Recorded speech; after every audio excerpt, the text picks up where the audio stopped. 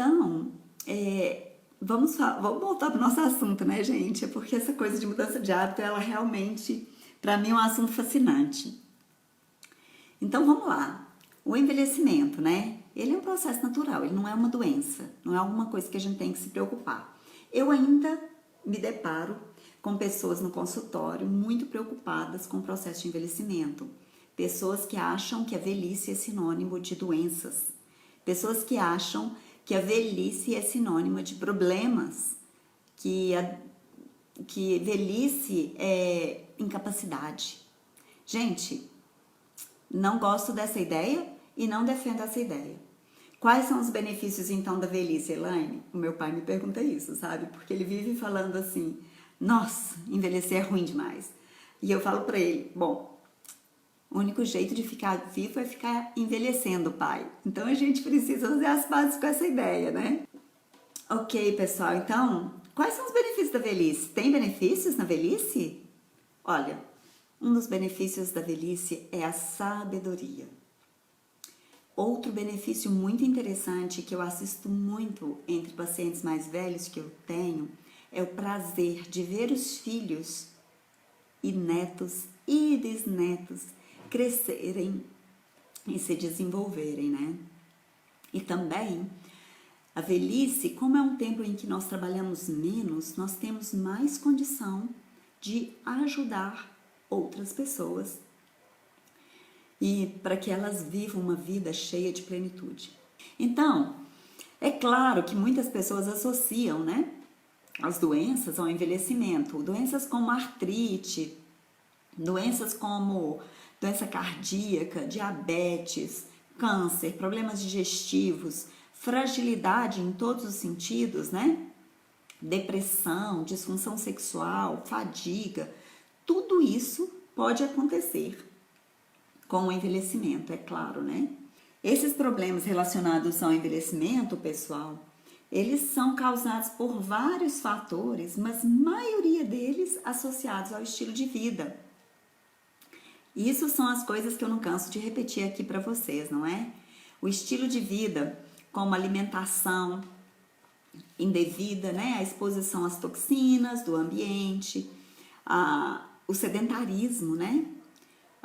O estresse, e além de uma certa susceptibilidade genética, mas que hoje a gente nem pode se fundamentar mais nela para a gente garantir que os nossos problemas têm um apoio genético tão expressivo, porque hoje a epigenética já nos diz que nós somos capazes de mudar o nosso ambiente genético e, consequentemente, haver uma mudança completa nas informações que chegam para nós a partir das escolhas na vida da gente, a partir dos nossos hábitos, né? Então, para pessoas mais jovens, né, elas podem começar a mudar hábitos desde já, mas mesmo as pessoas com mais idade, elas conseguem já, com mudanças de hábitos às vezes simples, trazerem uma benesse para o corpo de uma forma muito interessante. Nunca é tarde demais, gente, para a gente levar uma vida de equilíbrio e harmonia, levar essa vida de equilíbrio e harmonia para os nossos sistemas orgânicos. O envelhecimento normal, ele vai acontecer quando as células velhas começam a morrer em um ritmo muito maior do que a geração de novas células. Isso é que justifica o que nós chamamos de envelhecimento normal, tá bem? Como os tecidos do organismo vão diminuindo a capacidade deles, então o suprimento em direção às células vai sendo cada vez menor e com o tempo, né, e com essa falta de nutrição eficiente, a tendência é de degeneração e uma função inadequada. E esse processo acontece com todos nós e em todas as fases da vida. A gente tem uma mudança de células muito impressionante em um tempo relativamente curto. Por exemplo, em 3 meses existe uma mudança completa das nossas células ósseas. as células vão morrendo, as células vão nascendo e essa mudança ela vai acontecendo naturalmente no nosso organismo. Então, com o passar dos anos e com o passar do tempo, a tendência é que a gente tenha uma nutrição mais deficiente e, consequentemente, a possibilidade dessas células serem renovadas diminui um pouco. Diminui, né, gente? A quantidade, se é pouco ou se é muito, isso vai depender muito do quanto nós nos dedicamos a cuidar dessa vitalidade, né, que nos habita. A gente também sabe que os átomos ou as moléculas, ultimamente, né, as pesquisas sobre radicais livres, elas têm nos ajudado bastante a entender que os radicais livres, eles chegam a ser muito importante, porque em um certo número dentro do nosso organismo, eles são capazes de destruir invasores e produzem também energia para ajudar a transportar o oxigênio, né, na nossa corrente sanguínea. Só que quando nós temos radicais livres em excesso, quando a gente está com isso sobrando, isso vai proporcionar um mal-estar, né?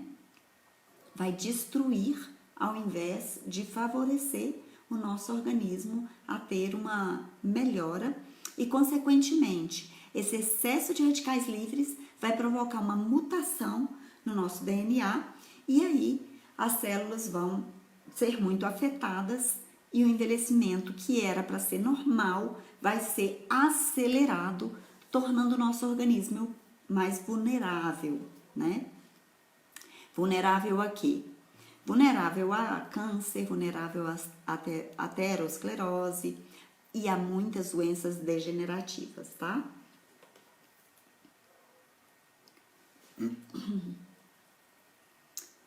Então, o que a gente pode ressaltar aqui, né, nessa aula sobre envelhecimento? O que a gente pode fazer como escolhas para que a gente tenha um envelhecimento apenas normal? A gente só quer ser normal, né, pessoal? Alimentação, né? Todas as vezes que a gente escolhe alimentação que é pouco saudável ou que a gente escolhe alimentos que são altamente químicos, modificados quimicamente, ou então alimentos que carregam em si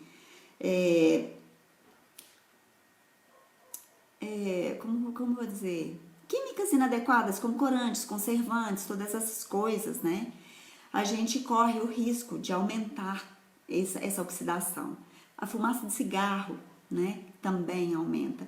A gente costuma dizer assim que o resultado de um cigarro, o que ele causa em termos de oxidação interna, só um cigarro, a gente precisaria de vários copos de suco de laranja para a gente contrabalançar essa oxidação que acontece.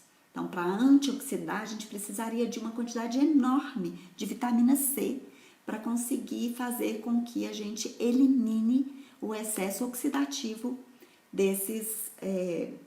do fumo, por exemplo, tá? E aí nós temos uma série de contaminantes ambientais, né? E esses radicais livres, eles podem estar acumulados no nosso organismo.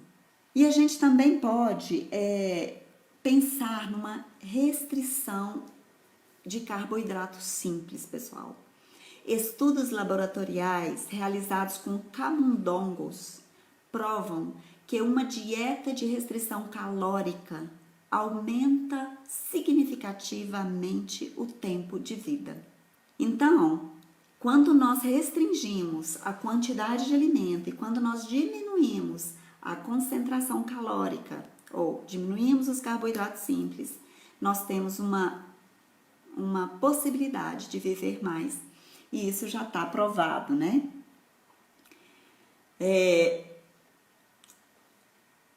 Muitas vezes a gente também, com a idade, né, com os nossos idosos, né, eu vejo isso, por exemplo, com os meus pais, muitas vezes eles até se alimentam bem, mas a gente percebe que a absorção, ela já não é tão boa mais.